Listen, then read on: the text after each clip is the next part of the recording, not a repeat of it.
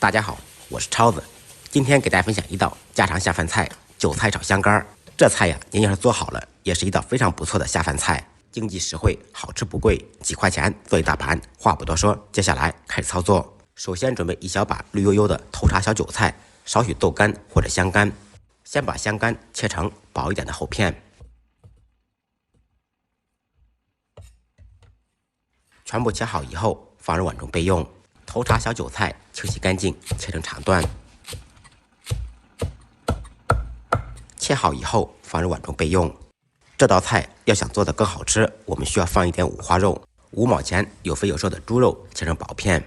猪肉不需要太多，主要是借一下它的香味。切好以后放入碗中，再准备一点小料，2-3粒大蒜，1小把生姜，趁其不备拍碎剁碎。不能吃辣的同学放2个小米辣锻炼一下，切成小圈。材料全部备好，接下来开始制作。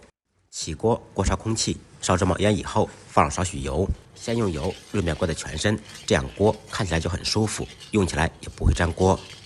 油热以后，先放入肉片，在锅中煸炒，把肉里面的油炒出来，这样肉吃起来香而不腻，整道菜会更香。肉炒出油，卷起来以后，放入准备好的小料，在锅中煸炒出香味。小料炒香，沿着锅边烹入一点料酒，去腥增香。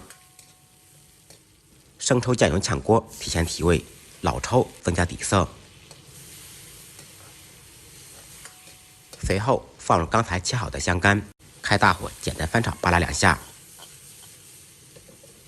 加入1勺半清水，调煎好的可以放高汤。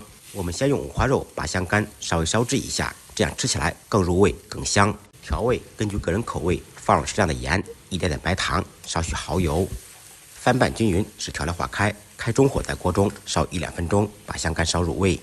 烧至锅中汤汁逐渐变少，被香干吸收的时候，这个时候我们可以放入韭菜。韭菜特别容易成熟，所以我们要后放。大火翻炒均匀，使韭菜、香干的味道融合在一起。